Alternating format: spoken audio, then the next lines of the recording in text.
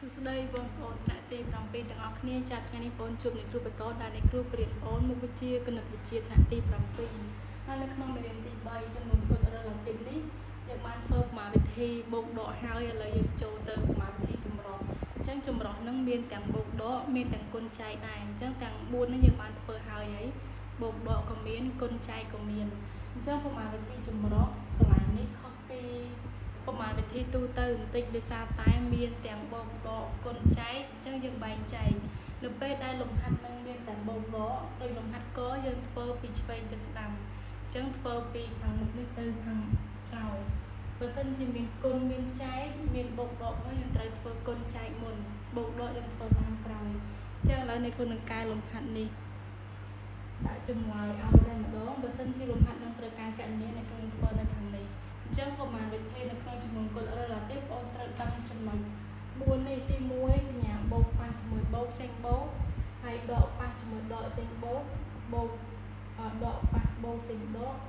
ហើយបូកប៉ះដកចេញដកអញ្ចឹងឲ្យតែសញ្ញាដូចគ្នាទាំងពីរចេញបូកហើយបូកទាំងពីរបូកដកទាំងពីរក៏បូកដែរតែបើសិនជាបូកមួយដកមួយចេញដកចឹងនៅក្នុងលំហាត់កគេមាន13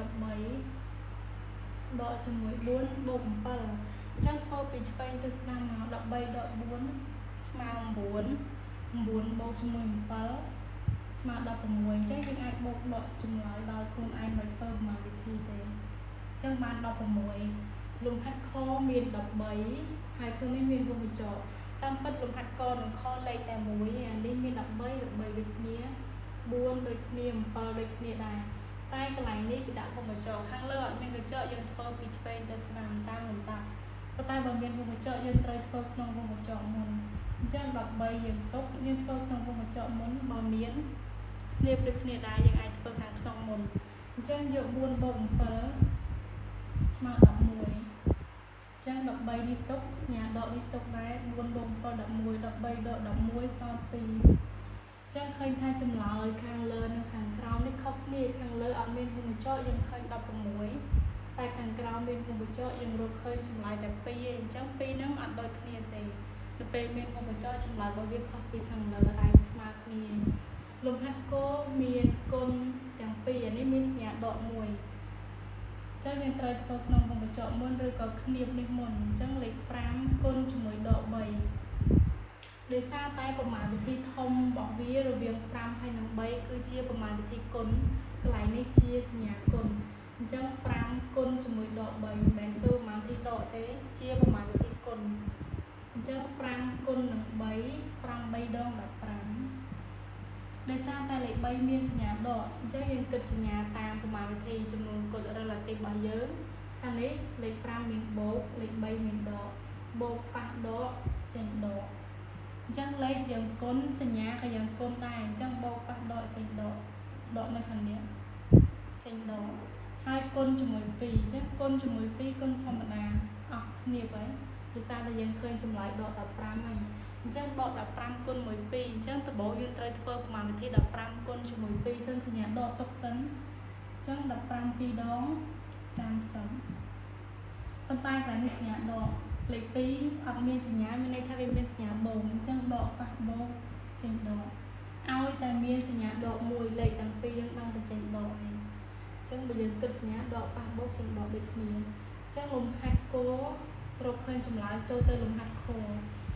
លំហាត់ខយើងមាន1000ចែកនឹង100ហើយចែកនឹង10ទៀតអញ្ចឹងនៅក្នុងនេះអ្នកគ្រូបានសំណួរសូនចោលយើងធ្វើពីឆ្វេងទៅស្ដាំដោយសារអត់មានមុខកញ្ចក់ទេអញ្ចឹងយក1000ចែកនឹង100អញ្ចឹងដោយសារលេខ0ដូចគ្នាយើងអាចសម្រួល0ចោលបើចែកនាំតែខាតពេលទេអាចសម្រួលចោលទៅនៅសល់10ចែកនឹង1 10ចែកនឹង1ស្មើ10ហើយ10ចែកនឹង1ស្មើ10ហើយលេខ10នេះយើងចែកតទៀតមកហើយបាន10ចែកនឹង10ស្មើ1អញ្ចឹងចម្លើយចុងក្រោយស្មើ1លំហាត់ងូចែកដូចគ្នាប៉ុន្តែមានវងកញ្ចក់អញ្ចឹង40នេះយើងអត់ទាន់ធ្វើទេយើងធ្វើក្នុងវងកញ្ចក់មុន40ចែកនឹង10អញ្ចឹងយើងសម្រួល0ចោលទៅសល់4ចែកនឹង1ស្មើ4អញ្ចឹង4ម្ដង4ចែកទៅបាន4 40ចែកនឹង4បាន10ដងពេលចែកទៅបាន10ចម្លើយស្មើ10 លំហាត់ចមានច្រើនមានរងកញ្ចក់មានគ្នាផហើយមានខាងនេះដូចគ្នាមានគុណទៀតអញ្ចឹងយើងត្រូវការធ្វើប្រមាណទី1នេះគឺធ្វើឲ្យនៅខាងស្ដាំនៅក្នុងនេះលេខ2យើងរក្សាទុកសិនយើងបើកគ្នាធម្មតាមកយើងធ្វើក្នុងវងកញ្ចក់មុនដកលេខ3ទុកដែរអញ្ចឹង5បូក4យើងធ្វើក្នុងវងកញ្ចក់កន្លែងនេះជាប្រមាណទីគុណ1 3អញ្ចឹងបើកវងកញ្ចក់ធម្មតាមកឬក៏យើងដាក់សញ្ញាគុណក៏បានដែរ5បូក4 9បិទមកវិញនៅខាងក្រោយនេះយើងធ្វើគុណមុនអញ្ចឹងលេខ6ទុកសិន5 2ដងស្មើ10អញ្ចឹងបូកជាមួយ10អូខេបិទមកវិញមកអញ្ចឹងនៅកន្លែងនេះ6ទុក5 2ដងស្មើ10បន្ទាប់ហើយយើងធ្វើក្នុងវងកញ្ចក់មួយសិនអញ្ចឹងលេខ2នេះយើងទុកដែរដកជាមួយនឹង3 9ដង9 3ដង27បិទមកវិញមកហើយដក6បូក10បាន16អញ្ចឹង16ហ្នឹងយើងមិនដាក់វងកញ្ចក់ទេព្រោះយើងគិតលេខហើយបាន16ហើយក្នុងនេះយើងដកធម្មតាដែរណាពេលដកហើយយើងលុបចោលទៅ2ដក27អញ្ចឹងលេខ2តូចជាង27មិនអាចដកបានទេយើងត្រូវយក27ដក2 27ដក2នៅសល់25ប៉ុន្តែសញ្ញាយកតាមលេខ27គឺសញ្ញាដកដោយសារយក2ដក27ឲ្យកើតយើងយក27ដក2ប៉ុន្តែជាប់សញ្ញាដកនេះ27មានសញ្ញាដកអញ្ចឹងដាក់ដក25ហើយដក16អញ្ចឹងកន្លែងនេះ25និង16មានសញ្ញាដកទាំងពីរតែយើងត្រូវធ្វើប្រមាណវិធីអីគឺយើងអាស្រ័យទៅលើគិតសញ្ញានេះដកប៉ះជាមួយដកអញ្ចឹងបូកអញ្ចឹងមានន័យថាលេខទាំងពីរហ្នឹងយើងបូកចូលគ្នាប៉ុន្តែចេញចម្លើយដក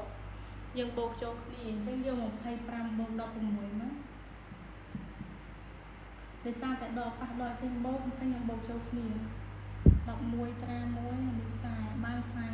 41តែសញ្ញាដក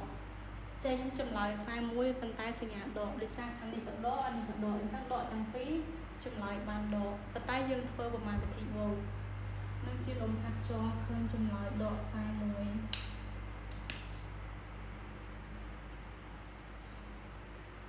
លំហាត់ឈរ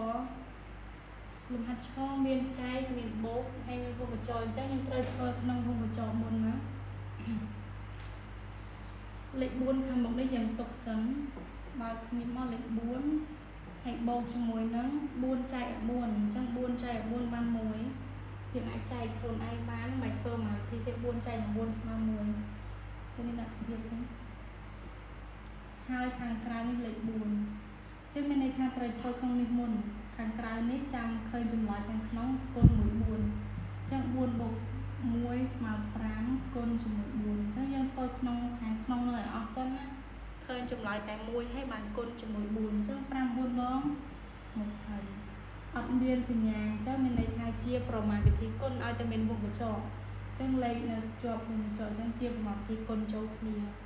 ចឹងបានដកចម្លើយស្មើ20លំហាត់ចូល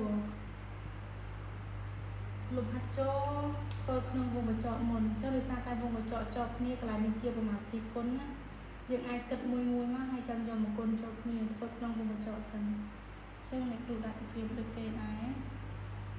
35ដក7យើងអាចដកណា35ដក7នៅសល់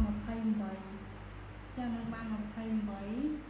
កន្លែងនេះបើយើងលុបវងកញ្ចក់ដាក់ប្រមាណវិធីគុណតែបើអត់ទេយើងដាក់វងកញ្ចក់មកមានន័យថាជាប្រមាណវិធីគុណ4បូក6ស្មើ10បិទមកវិញហើយចែកនឹង2ចឹងទៅក្នុងនេះសិន28គុណនឹង10ស្មើ280អញ្ចឹងឲ្យទៅគុណជាមួយលេខ10 100ឯថែមតែ0បានហើយ28ថែម01ហើយចែកនឹង2អញ្ចឹង28ចែក2ស្មើប៉ុន្មាន280ចឹងកាត់មកខ្ទង់បានម្ដងដកមកសល់0តម្លាក់8បាន4ដកមកសល់0យើងតម្លាក់0មួយទៀតថែម0ចឹងតម្លាក់0របស់គេត្រូវទៅថែម0វិញចែកមិនកើតបាន0ដែរចឹងចម្លើយស្មើ140ចឹងចុងក្រោយបាន140ចឹងលំហាត់ទាំងអស់នេះបានកែចប់ហើយតេតូនជាមួយនឹងប្រមាណវិធីចម្រុះមានទាំងបូកដកគុណចែកហើយមានវងកញ្ចក់មានគ្នាទៀតអ ចឹងជាលំហាត់ប្រតិបត្តិគូយកចេញពីសភៅពុំទំព័រ3334ចឹងបងណាសូវយកលំហាត់ហ្នឹងអាចមើលនៅគ្រូកែហើយអាចយល់ហើយទៅធ្វើលំហាត់ផ្សេងទៀតក្នុងសភៅបានអរគុណជួបគ្នាវីដេអូក្រោយ